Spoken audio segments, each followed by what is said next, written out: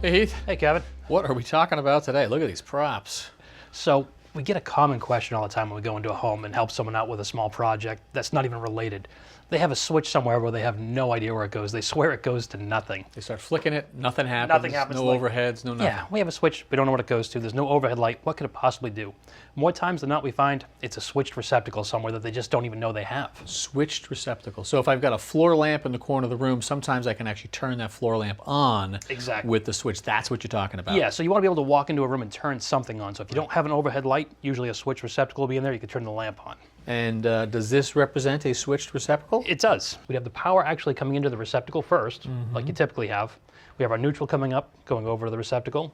Then our hot wire comes over, and instead of going right to the receptacle first, we actually split it. So we're going to splice it with a wire to come back to the receptacle, give us constant power in the lower half. And then we're going to tie in another wire, our switch loop, that's going to go up to the switch. So we're going to take the white, send the power up on the white.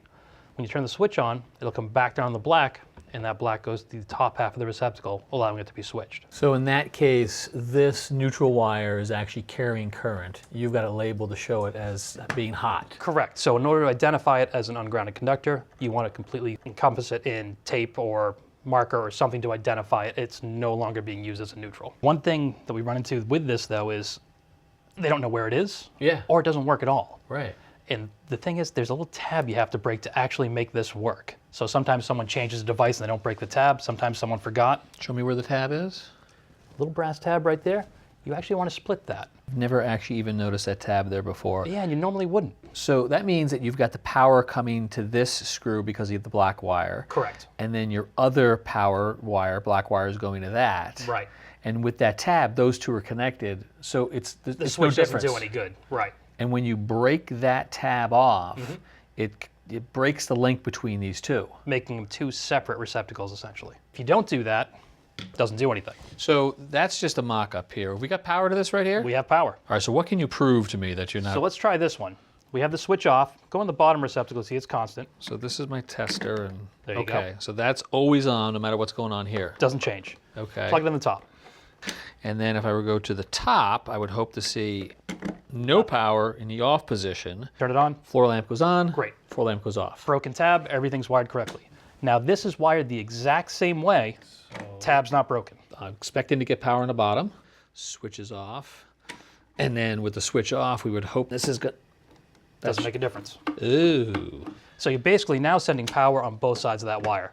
The white and the black have power going to the switch, making the switch useless. And just flicking that tab off is going to solve this problem. That's all it takes. Prove it. Let me turn the power off and we'll break that. All right. Power is off.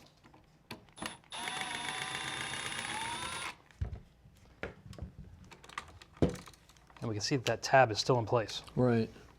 So all we have to do is break that.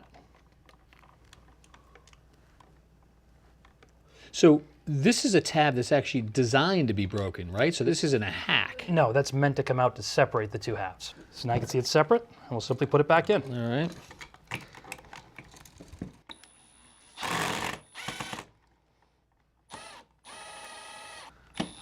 All right, you want to power us up again?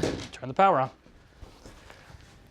So in this situation, I'm expecting now that this should get constant power. Should be constant still.